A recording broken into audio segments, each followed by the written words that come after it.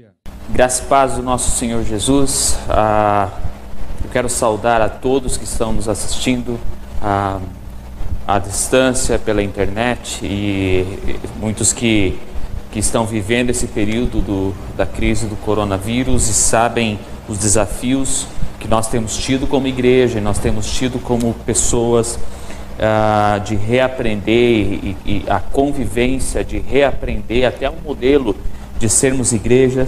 Nós queremos entrar num novo tema hoje, e a nossa comunidade quer abordar um tema que nós estamos chamando de revitalizar, em tempos em que nós estamos vendo como está difícil o início desse ano de 2020, e o quanto está difícil poder chegar a sorrir, ou a viver, expressar a nossa felicidade em dias tão complicados como o período que nós estamos vivendo, essa pandemia. Nós queremos essa noite, nós queremos hoje poder tratar algumas coisas que venham a nos fortalecer e nos preparar para o desafio que nós estamos vivendo, ou até mesmo nos preparar para um desafio muito mais intenso. Nós sabemos que tudo isso não afeta apenas a questão de saúde das pessoas, afeta a questão econômica das pessoas, e como nós conseguiremos sobreviver a tudo isso, sendo que muitos de nós têm que repensar a maneira do seu próprio sustento, ou até mesmo a maneira dos estudos dos filhos. Entre isso, a preocupação que nós temos com quem tem seus pais, os seus avós, pessoas que são de idade, tudo isso vem sobre nós de uma maneira que nós não estávamos preparados, mas nós precisamos nos preparar para hoje e saber o que fazer para o futuro. Fica comigo essa noite. Hoje nós queremos tratar isso de uma maneira que você consiga fortalecer a sua fé, revitalizar a sua história, revitalizar a sua batalha, porque nós não temos a opção de estar do lado de fora dessa batalha, nós só temos a opção de viver ela. Então, já que nós não estamos no passo de negociar isso, nós precisamos vivenciar essa batalha, então nós precisamos nos fortalecer. Esse é o convite que eu faço dentro dessa série. Parece que há dias que nós estamos vivendo, a pergunta que fica é: será que a gente chega até dezembro desse ano? Porque nós estamos apenas no mês 4 do ano de 2020, e essa pandemia se estendeu e trouxe uma preocupação tão pesada sobre nós. Como é que nós chegaremos até a metade desse ano, ou até mais, até o fim desse ano? Você já se perguntou isso? Qual será a nossa posição e nossa postura diante disso? A pergunta é: o que você já viveu de janeiro para cá? Já é uma grande preocupação nós vivemos a pandemia, mas quem sabe nós não nos preparamos financeiramente, quem sabe você não se organizou na ssua vida para viver um momento em que um vírus iria afetar a economia mundial, iria afetar diretamente o nosso país e até mesmo diretamente o nosso bolso. Será que nós não nos preparamos? Como é que a gente consegue sobreviver a isso? Como se sentir feliz em dias tão sombrios? Como podemos ficar felizes em dias tão cinzentos? Talvez você esteja no momento que está dizendo a si mesmo: eu não tenho mais força, eu não sei mais para onde ir, eu não sei mais o que fazer. Quem nunca se sentiu assim no mundo? Quem nunca não chegou a colocar o seu joelho no chão e pensar: Deus, eu não aguento mais, Senhor, Deus, está difícil, Deus, eu não consigo suportar essa imensa pressão, seja por causa da pandemia, ou seja por uma questão pessoal, da sua família, do seu trabalho, de não saber se amanhã você vai ter um emprego, de não saber se amanhã você vai estar casado, por uma crise familiar, por uma crise financeira, por não estar preparado para essa crise. Talvez você tenha momentos que hoje você colocou os joelhos no chão e você tem dito: tem sido difícil, Senhor, tem sido difícil permanecer firme em Ti, tem sido difícil permanecer fiel. momentos difíceis, eles nos acometem, não importa o que aconteça, basta nós estarmos vivos. A vida, ela nos proporciona muitas felicidades, mas também nos proporciona muitos desafios. E se você acha que isso é um problema, que apenas nós podemos viver, pensa da seguinte maneira: na Bíblia nós temos inúmeras pessoas que vivenciaram situações também assim semelhantes. Eu queria lembrar a você, por exemplo, a oração de Davi, quando Davi escreve um salmo e diz: cansei-me de pedir socorro, minha garganta se abrasa, meus olhos fraquejam de tanto esperar pelo meu Deus. Davi faz essa oração e nos mostra que essa oração de desespero, ou uma oração de demonstrar sua fraqueza, sua limitação, de que chegamos ao limite, não é algo que surgiu no nosso século, é algo que já existe desde a fundação do mundo. Ou ainda, Moisés, num momento de muito cansaço espiritual, ele olha para Deus e ele diz: se é assim que vais me tratar, mata-me agora mesmo. Ou, vamos intensificar mais, o profeta Elias, um homem que enfrentou um grande desafio, enfrentou os profetas de Balaal, que viu a mão de Deus descendo sobre esses profetas, e viu a Deus agindo de forma sobrenatural, em um momento específico, dentro de uma caverna.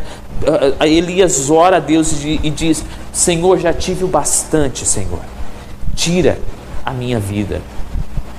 Você acha que isso ainda são questões complexas somente dessas pessoas? Por que não lembrar do Jó? Jó que chegou a dizer para Deus: sinto desprezo pela minha vida, não vou viver para sempre, deixe-me, pois os meus dias não têm sentido. Isso não surge com esses profetas e nem termina com esses profetas. Isso se estende até os nossos dias. Ainda assim, há poucos anos atrás, Madre Teresa de Calcutá escreveu: disseram que Deus me ama. Ainda assim, a realidade das trevas, da frieza e do vazio é tão grande que nada toca a minha alma. Ou uma pessoa que foi presidente dos Estados Unidos e que talvez você já tenha lido alguma coisa sobre ele, Abraham Lincoln, disse o seguinte: sou agora o mais miserável dos homens, o mais miserável dos homens viventes. Se o que sinto fosse igualmente distribuído em toda a família humana, não haveria uma face alegre sequer sobre a terra. Se melhorarei, não posso dizer. Tenho um terrível pressentimento de que não. Permanecer como estou é impossível. Parece-me que devo morrer ou melhorar. Quem de nós já não viveu dias assim? Quem de nós já não viveu dias sombrios? Quem de nós não está vivendo isso? Quem de nós consegue olhar para o passado? Ou talvez não, a questão aqui não é nem a pandemia, não é nem um vírus. A questão é quando nós olhamos para trás e enxergamos culpa. Sim, culpa porque nós erramos e nós falhamos. Existe um autor que diz o seguinte: a culpa é o excesso do passado, o estresse é o excesso do presente e a ansiedade é o excesso do futuro. Se nós pudéssemos colocar isso como uma imagem de um violão, é como se o passado ele se desconectasse do presente e o presente não está conectado ao futuro. O passado ficaram mágoas demais, no passado ficaram falhas demais, erros demais, e o presente me traz novas preocupações, tantas preocupações que eu me desespero ao pensar sobre o futuro. Tudo, absolutamente tudo, passado, presente e futuro estão desafinados. Você já percebeu quando alguém toca um violão e essa pessoa, por mais que ela esteja numa boa vontade de exercer o seu instrumento, de tocar o seu instrumento, mas se ela estiver tocando até bem, porém se tiver uma corda, apenas uma corda lá no meio do violão, por mais que ela esteja numa boa vontade de tocar aquele violão e que você escuta apenas aquela corda desafinada, você já entende que não está legal. Por favor, para ou afina esse violão primeiro, depois você continua. Sabe o que isso fala para nós? Porque de fato, se nós não acertarmos o passado, e isso tem que ser feito no presente, o futuro será afetado. Se nós não tratarmos o passado, se nós não observarmos o passado para aprender com ele, construir um novo planejamento no presente para podermos exercer ele no futuro, nós não conseguimos sobreviver. Nós estamos vivendo um tempo em que nós não temos a opção. Nós temos que rever as nossas contas, na questão financeira, por exemplo. Nós temos que rever as nossas contas, organizar o presente, para que no futuro a gente não venha sucumbir. A gente tem que observar o passado, pessoas que já viveram vírus, pessoas que já viveram situações complexas, aprender com as falhas e erros e até mesmo aprender com os acertos dessas pessoas para organizar o nosso presente, para a gente não se perder no futuro. Quando nós fazemos esse exercício, a gente tem a possibilidade de mudar a história no futuro. E tem mais, lá no futuro tem outras pessoas além da gente. Temos os nossos filhos, temos os nossos netos, que um dia vão nos perguntar sobre como tem sido nosso período de pandemia. Nós temos a opção de dizer para eles que foi desesperador e um caos. E nós sabemos que o caos está aqui. Porém, como nós podemos dizer para eles que nós vivemos uma vida revitalizada? No meio do caos nós podemos sorrir, no meio do caos o desespero não fazia parte da nossa história, havia medo, havia insegurança, mas nós não vivíamos ansiosos, porque nas mãos do Senhor estava toda a nossa vida. É isso que nós vamos ensinar para os nossos netos, para os nossos filhos. Meu filho, por exemplo, que tem hoje 6 meses, daqui a 10, 15 anos, ele vai ouvir falar sobre a história do coronavírus. E o que eu vou poder ensinar para ele dentro desses dias? O que eu vou poder ensinar para ele, o que ele vai ensinar para os filhos deles, dizendo que o meu pai um dia provou, a minha mãe viveram em quarentena por semanas, e por que não dizer, talvez até por meses, e toda a sua vida precisou ser estruturada, mas eles colocaram tudo nas mãos do Senhor. E esse é o relato que os meus filhos vão contar para os meus netos, sobre mim, sobre a minha esposa. Quais são os relatos que os seus filhos irão contar para os filhos deles, sobre você dentro dessa experiência? Alguém desesperado? Alguém que decidiu ficar no passado, ou alguém que decidiu olhar para o Senhor em tempos de dificuldade, em tempos de crise, e percebeu que Deus revitaliza a nossa história, reconstrói a nossa história, mesmo em tempo de dificuldades. Há um texto que se encontra em Isaías, capítulo 39, o versículo 5 em diante nós vamos ler. Você pode acompanhar comigo, abre sua Bíblia, ligue o seu celular, e nós queremos ler juntos essa palavra, porque eu acredito que essa palavra pode nos falar ao coração. E nós queremos ver o povo que foi levado para a Babilônia, cativos, e não podiam mais viver a sua fé dentro da maneira que queriam e como desejavam. Mas há um contexto e nós queremos observar isso agora. Vamos ler juntos. Isaías capítulo 39, versículo 5. Então Isaías disse a Ezequias: ouça a palavra do Senhor dos Exércitos. Um dia, tudo o que há em seu palácio, como tudo o que os seus antepassados acumularam até hoje, será levado para a Babilônia. Nada ficará, diz o Senhor.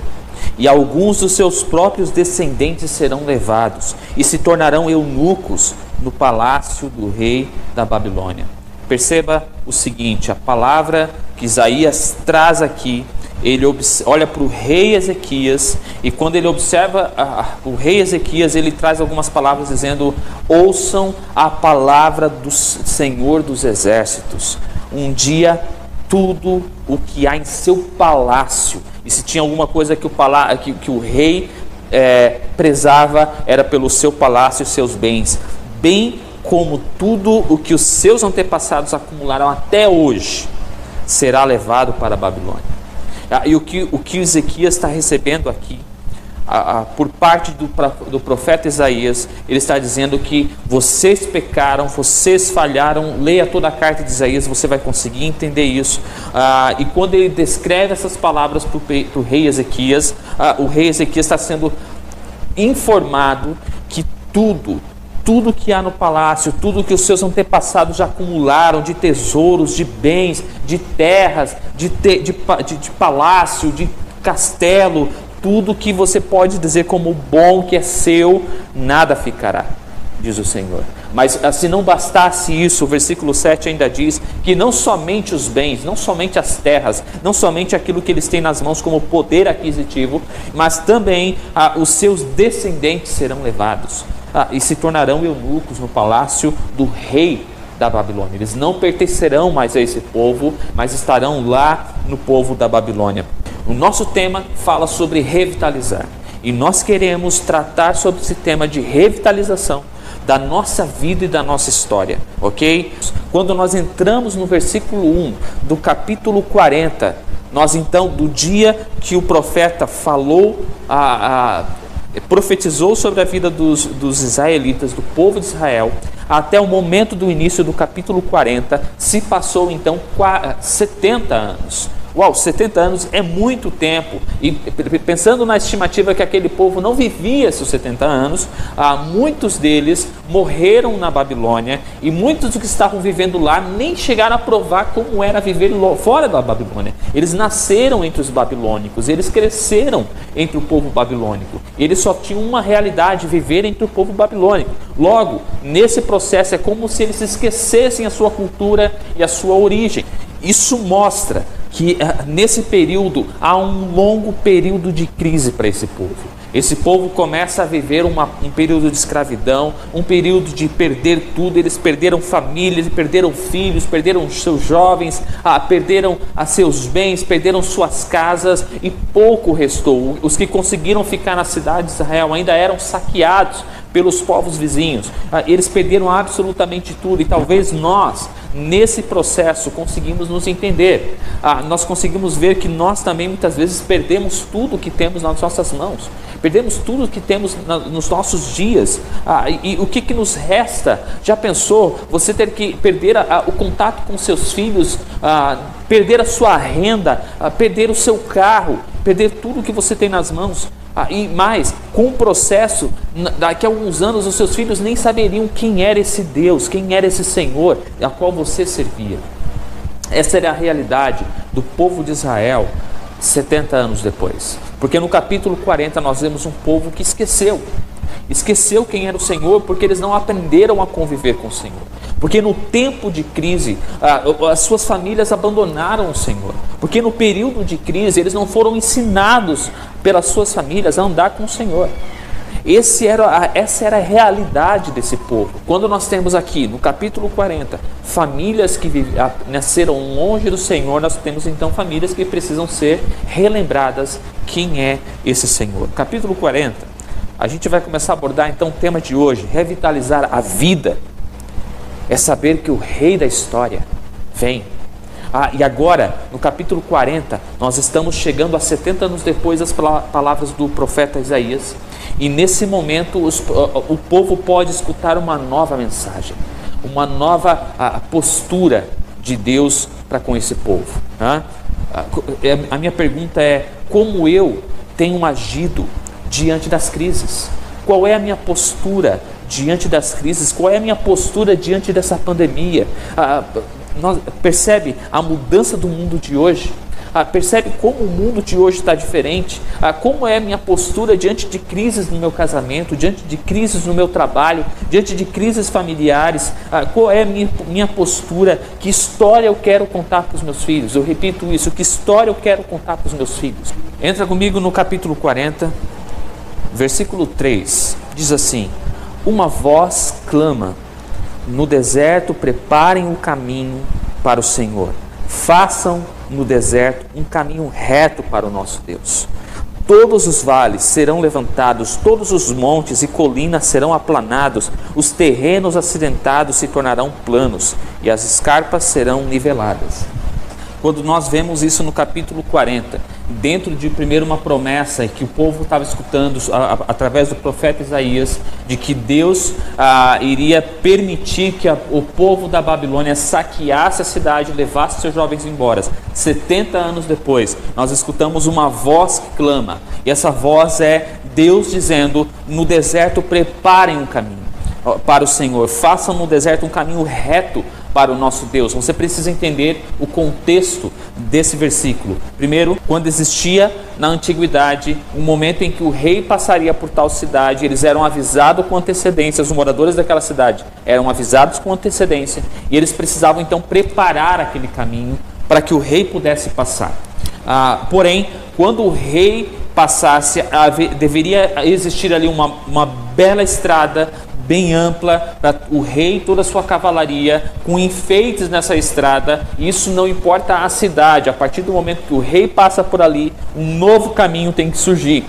Isso é o que está dizendo no versículo 3, quando o povo escuta: preparem um caminho no deserto. O povo precisa então organizar esse caminho, porque o rei está vindo. Agora a questão é: que rei está vindo? Que rei está chegando? Esse rei é Deus, e Deus está dizendo: eu estou me aproximando, preparem um caminho nesse deserto, organizem a estrada, porque eu vou chegar. Isso é um movimento para a visita do rei.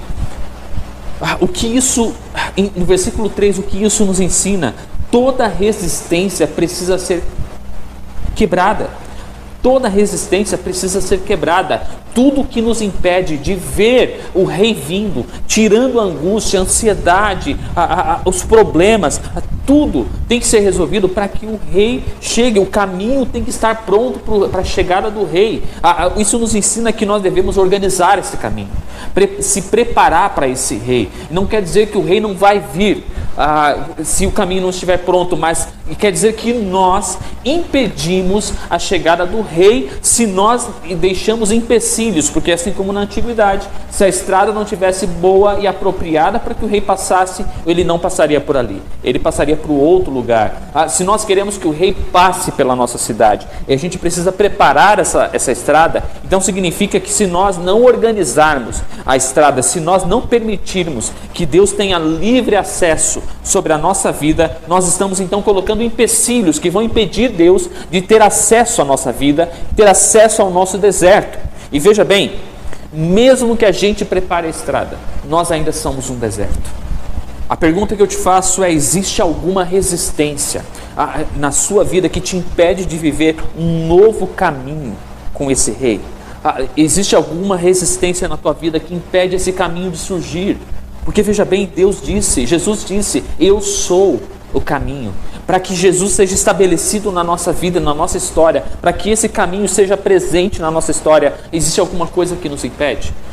Para que esse caminho exista na nossa história, a gente tem que entender que ele transforma qualquer deserto no oásis. Nós ainda somos o deserto. Por mais que você pense: então eu tenho algo para fazer para que Deus venha até mim, se eu não fizer, Deus não virá até mim. Entenda, você é convidado a tirar tudo que é um empecilho para que Deus venha.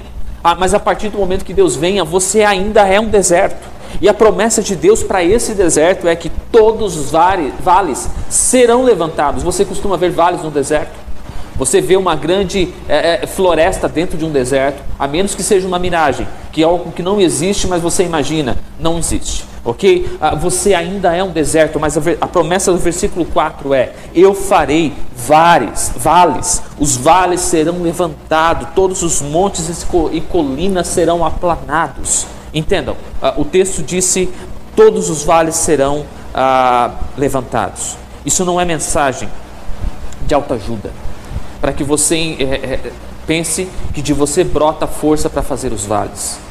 Aliás, de que você brota força para ser feitos os caminhos. Não é de você, não depende de você.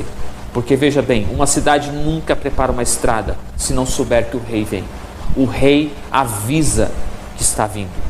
Ele prepara sua cavalaria e parte em direção à cidade que está no deserto. Você é o deserto nessa história.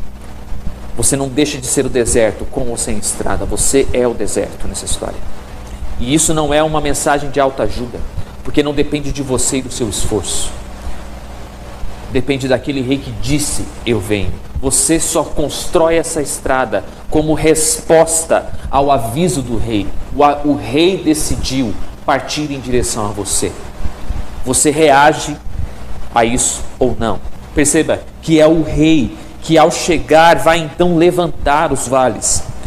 É o rei que planta, que aplana as colinas. É o rei que vai planar os terrenos acidentados e nivelar tudo. É o rei que chega ao deserto e começa a dar uma cara nova para esse deserto. É o rei que, ao se aproximar, ao passar por essa estrada sem empecilhos, ele chega dentro dessa cidade e ele reconstrói tudo que ali existe. Agora, você acha que o assunto aqui é sobre ter um lugar bonito, aplanado, com boas árvores e um vale confortável para nós estarmos? Não. A história aqui é sobre o seu coração. Porque o nosso coração muitas vezes é um terreno acidentado. O nosso coração é um deserto. O nosso coração precisa ter vales levantados. Porque quando a nossa preocupação de vida, quando a nossa história de vida começa a tomar forma na nossa história, de uma maneira que as preocupações dominam a nossa história, que nós não temos mais controle sobre o que nós estamos fazendo e quem nós somos. Nós precisamos de um rei que domine a nossa história, que reconstrua a nossa história, que refaça os nossos vales, que aplane aquilo que nos preocupa, que nivele a nossa história, nivelar passado, presente e futuro, tudo em harmonia. E então, como um instrumento bem afinado, um violão bem tocado, tudo se torna harmônico. Agora olhe comigo o versículo 5. Diz assim: a glória do Senhor será revelada e juntos todos a verão, pois é o Senhor quem fala. Para quem o rei está vindo? Para quem o rei se aproxima? O rei disse: eu estou indo. Mas para quem? Para você, para mim. Em tempos de crise, quando Deus disse: eu estou chegando, nós temos a oportunidade de preparar o caminho e recebê-lo. Ou a gente acredita que pelas nossas próprias mãos, não só o caminho vai ser resolvido, eu também vou aplanar essa terra, eu também vou erguer os montes, os vales serão feitos pela minha mão e pela minha enxada. Quando nós pensamos assim, nós estamos ligeiramente enganados, quando achamos que nossa mão, os nossos status poderão resolver o problema. Nós não conseguimos sem o Senhor. E é isso que Deus está dizendo: preparem o caminho, porque quem vai aplanar, quem vai nivelar, quem vai organizar sou eu. E no final dessa história não vai permanecer o nosso status sobre o que nós podemos fazer ou não, e sim vai permanecer a glória do Senhor. Revitalizar a vida é um processo de saber que o Rei traz a vitória. Revitalizar a vida é um processo de saber que Deus está vindo com a vitória na mão, que Ele nunca abandona o seu povo e não vai nos abandonar nem diante de uma pandemia. Precisamos olhar para esse Deus e entender o que Ele está fazendo em nossa história. Precisamos olhar para Deus diante do caos e ver que Deus está fazendo, o que Deus está fazendo diante do caos, diante da bagunça que muitas vezes a nossa vida está, mesmo que o nosso racional não entenda o que Deus está fazendo, não consiga compreender a ação de Deus. Não se trata de conseguir explicar racionalmente isso, não se trata de podermos explicar intelectualmente, se trata de crermos no que Deus pode fazer no meio da crise na nossa história. Sim, de acreditar que Deus pode restaurar o nosso casamento, de acreditar que Deus pode restaurar a nossa economia, de acreditar que se um povo se humilhar e orar, e se derramar e se entregar ao Senhor, Deus ouvirá dos céus, sarará suas feridas e curará a sua terra. Não só as feridas, mas também a terra. Não somente a terra, mas também as suas feridas. Volta um pouquinho comigo. Versículo 1 do capítulo 40 diz assim: Consolem o meu povo, diz o Deus de vocês. Encorajem a Jerusalém e anunciem que ela já cumpriu o trabalho que lhe fora imposto. Crises vêm, mas passam. Em meio à crise, chega essas palavras ao povo que estava imergido em meio à crise, ao caos. Mas não é somente para esse povo, é para você também, é para mim também. A batalha está passando, um dia acaba, a noite um dia chega, amanhã do dia seguinte também chegará. E como nós estaremos? Se nós nos agarrarmos e nos apegarmos ao Senhor em dias de dificuldade, será muito mais fácil o dia de crise. A harmonia voltará. E o que o texto está dizendo é: consolem o meu povo. Um povo que um dia precisava ser avisado e ser organizado novamente, ser disperso para poder entender o que eles perderam, para entender o seu pecado diante do Senhor. Agora Deus está olhando para eles e dizendo: consolem. Sabe quando você pega um filho, você coloca ele de castigo, você disciplina esse filho, como Deus parece estar fazendo aqui com Israel, mas ao tempo que o seu filho pensou sobre o que fez, ele foi disciplinado, ele foi castigado, agora é a hora de você se aproximar desse filho e dizer para ele: eu ainda te amo. Isso não mudou. Você falhou, mas eu amo você. O mesmo Deus, o mesmo Pai que castiga o seu filho e disciplina o seu filho, é o mesmo Pai que ama e consola o seu filho. O mesmo Deus que disciplina Israel é o mesmo Deus que consola Israel. Encorajem a Jerusalém e anunciem que ele já cumpriu o trabalho que lhe fora imposto. Essa é uma promessa para o povo de Israel que se estende a nós.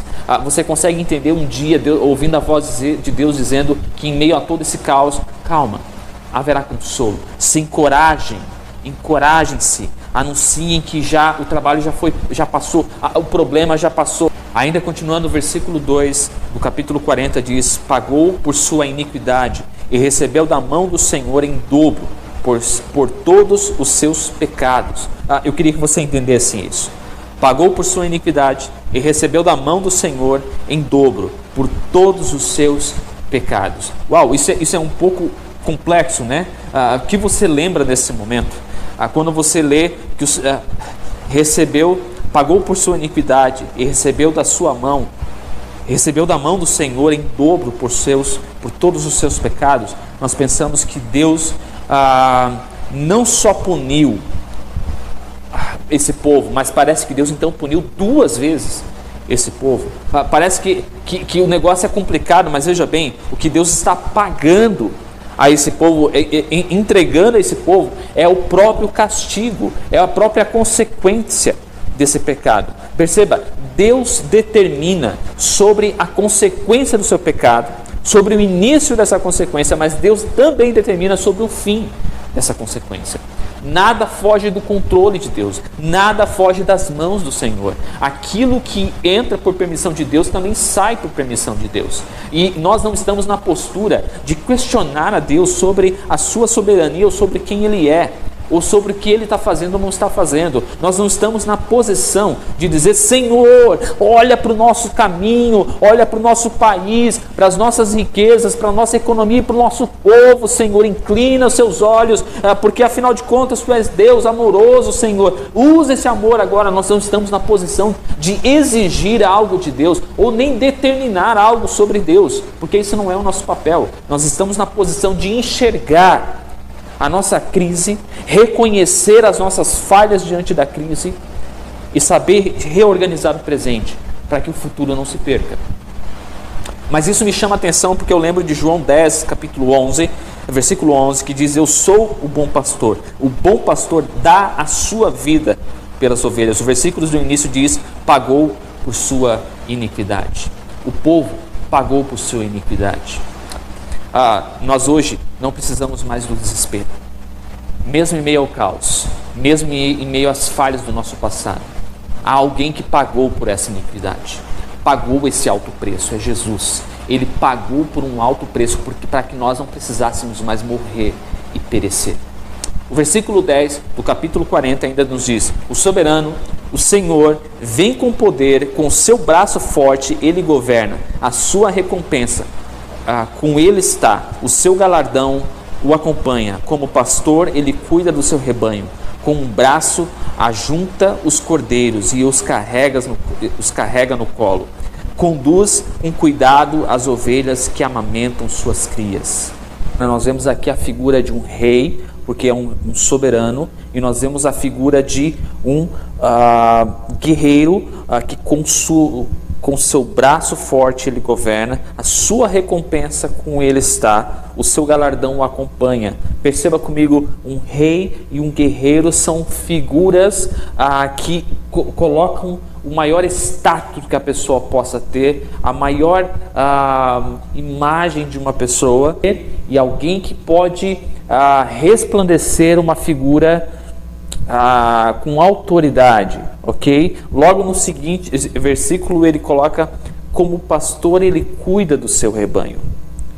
Agora entenda, como há uma disfunção dentro dessas figuras, porque nós temos um rei e um guerreiro que estão numa posição, uma posição que é bem vista na sociedade, uma posição que tem o glamour pela sociedade, uma posição que vive um status diferenciado de um pastor. O pastor que nós mencionamos aqui é um pastor de ovelhas. O pastor de ovelhas, ele não vive entre as pessoas. O pastor de ovelha, ele vive entre as ovelhas. O pastor de ovelha, normalmente, ele vive retirado da sociedade, retirado das pessoas, porque ele cuida exclusivamente das suas ovelhas e nada além das suas ovelhas. É comum nós observarmos na Bíblia quantas vezes a Bíblia nos compara a ovelhas. Mas perceba como a Bíblia compara Deus a um pastor. Não só porque nós somos comparados a ovelhas, pela atitude do pastor, ok? Porque o pastor é aquela figura que está pronta para guerrear, sim? O pastor é a figura que está pronta para guerrear, é a figura que está pronta para cuidar, é a figura que está pronta para disciplinar, é a figura que está pronta para governar as suas ovelhas.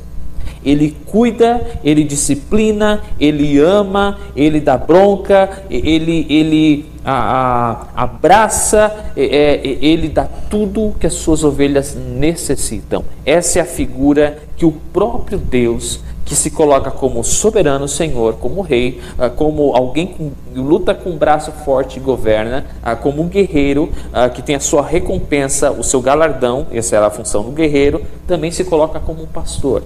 Agora esse pastor, ele cuida do seu rebanho, com o braço ajunta os cordeiros e os carrega no colo.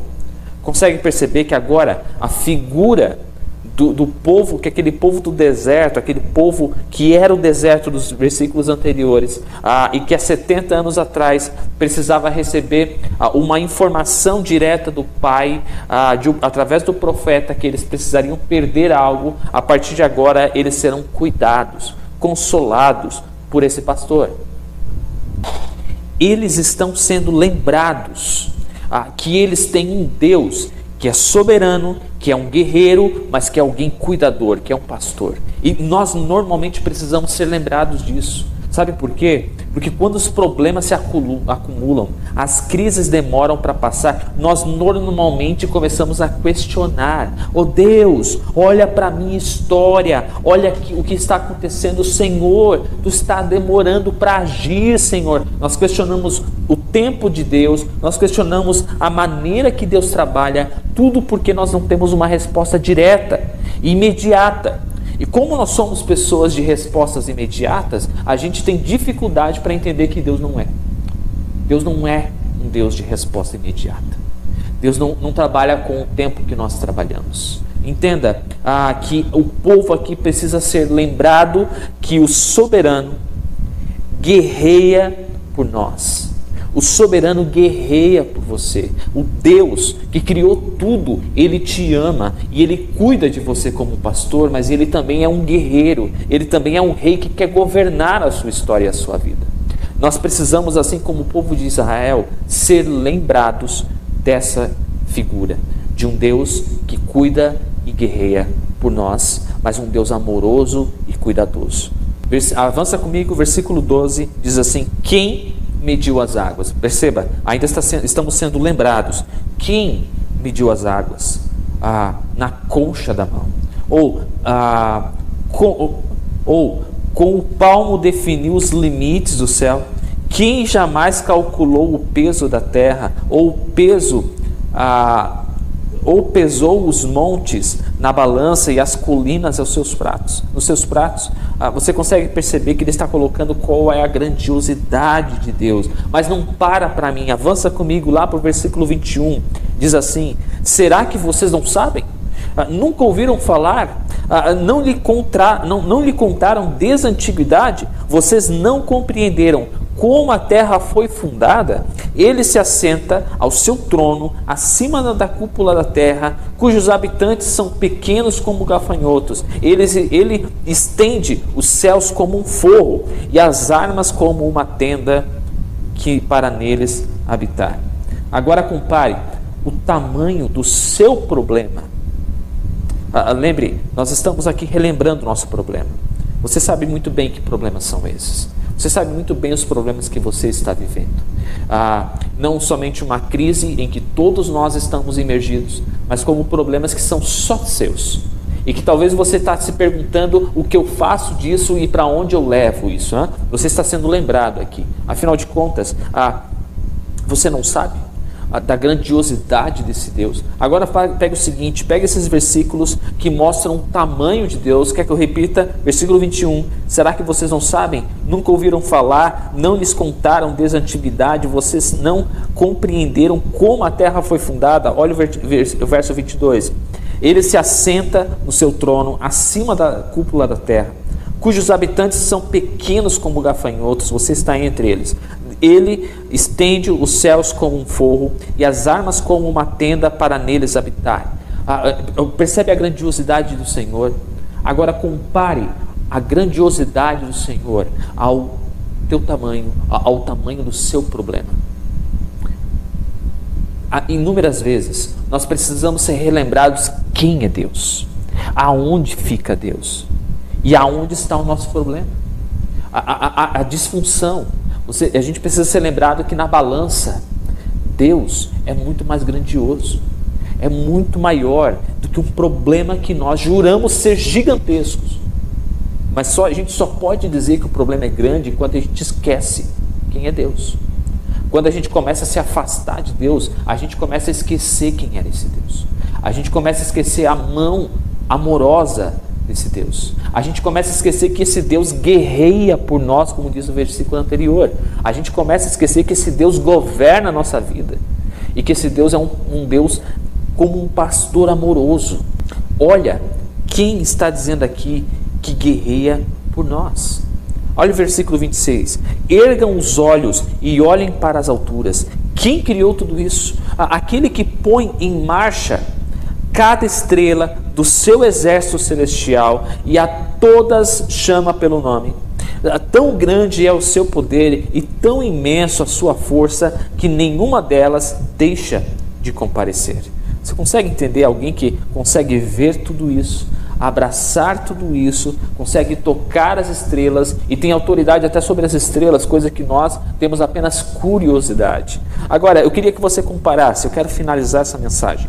Eu queria que você comparasse o versículo 40, o capítulo 40, verso 2, que diz: pagou por sua iniquidade e recebeu da mão do Senhor em dobro por todos os seus pecados. Olha comigo, capítulo 5 de 2 Coríntios, verso 21.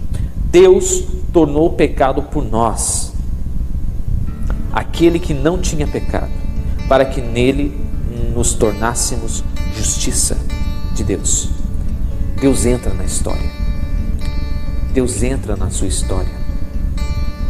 Você acha que Deus está ausente da história do mundo em tempo de um vírus? Você acha que Deus se ausentou na nossa história porque nós estamos vendo a economia afundar? Porque nós estamos vendo pessoas isoladas dentro de casa para poder se livrar desse vírus? Você acha que Deus abandonou o seu povo? Deus entra na história. E olha só, 2 Coríntios 5:21 nos diz: Deus tornou pecado por nós, aquele que não tinha pecado, para que nele nós tornássemos justiça de Deus. Sim, em algum momento no Antigo Testamento, o povo pagou pela sua iniquidade, com o seu sangue, com a consequência do seu pecado, com a escravidão que eles viveram. No Novo Testamento nós vemos um Deus que não permite mais a escravidão. Sim, nós não precisamos mais ser escravizados pelo pecado, porque Jesus levou sobre si, Ele pagou essa dívida. Que no Antigo Testamento não era possível para aquelas pessoas entenderem, para nós hoje é impossível. Jesus pagou a dívida minha e sua pelo nosso pecado. E nós temos a oportunidade de nos tornarmos justos diante de Deus. Que justiça é essa? Quem disse que a justiça de Deus se compara com a nossa justiça? Quem disse que nós precisamos colocar Deus dentro do formato daquela caixinha que nós vivenciamos?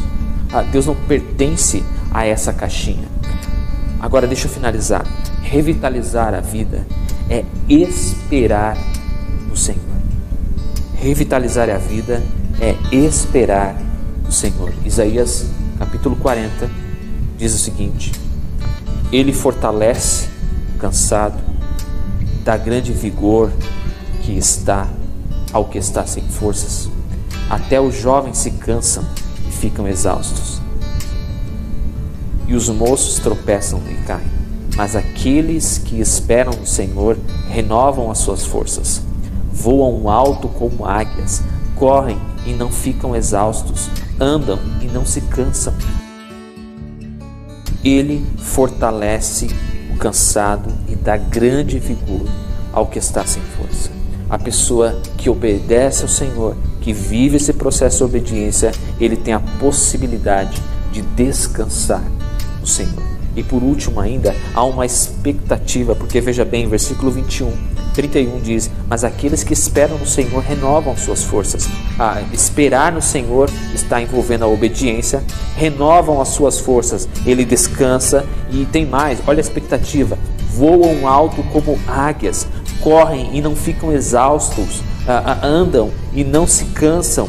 Pega a parte da águia, percebe que a águia é o animal que voa mais alto e tem o seu esplendor, e quando ela desce para pegar a sua presa, ela faz o que tem que ser feito e ela não erra.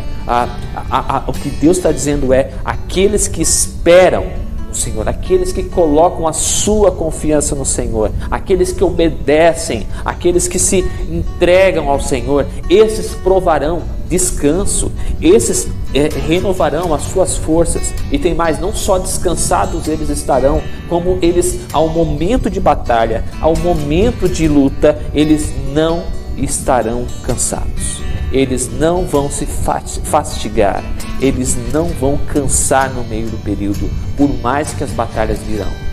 O segredo aqui, quer saber o segredo para você viver uma vida no meio das crises, sem cansar? O segredo não está no poder da sua mão. O segredo não está no que você pode fazer, no seu intelecto, no seu diploma, nem no seu currículo. O segredo está em obediência, renovar as suas forças, descanso e voar alto como a expectativa.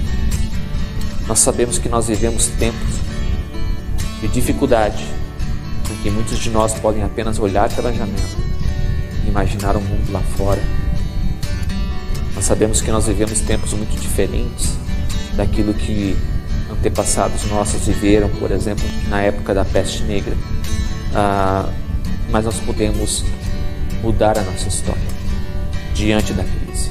Nós podemos dar passos nessa história diante da crise.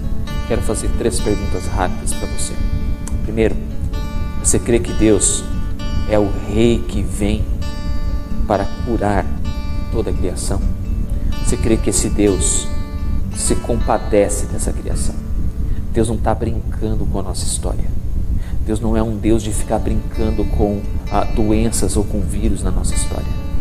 Deus nos fortalece, nos ensina dentro dessas crises, dessas dificuldades.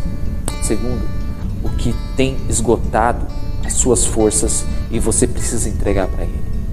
Porque você está cansado, você consegue se ver como alguém que não consegue mais existir, que está a ponto da desistência, mas não pode desistir. Você entende que não pode, mas você não tem força para continuar andando. Você se encaixa com essa pergunta. E terceiro, que tal experimentar a espera em Deus? Se você se encaixa com a primeira e entende que você entende que Deus ama a sua criação, por isso Cristo veio e morreu em nosso lugar. Segundo, se você está vivendo momentos de esgotamento emocional, esgotamento físico, Você não sabe para onde vai e nem o que vai acontecer. Que tal experimentar a experiência com Deus? Que tal experimentar a espera de Deus? Que tal dizer: Deus, eu entendi que pelas minhas próprias forças não vai dar certo, mas eu descobri que eu posso confiar em Ti. Que tal colocar nas mãos do Senhor? Eu espero que essa palavra tenha tocado seu coração. Nós nos encontraremos aqui de novo, possivelmente no próximo domingo, dentro desse culto online. Eu queria que você se sentisse abençoado por essa palavra. E eu gostaria que você baixasse sua cabeça, aí onde você está, junto com sua família, assistindo a televisão, na frente do seu celular, com o YouTube ligado. Eu gostaria que você fechasse os teus olhos. Diante dessa canção, eu queria que você fechasse teus olhos e orasse ao Senhor. As perguntas estarão aí na tela, mas eu queria que você pensasse sobre aquilo que está sendo falado essa noite. Que o Senhor te abençoe. Que o Senhor fale ao seu coração, em nome de Jesus.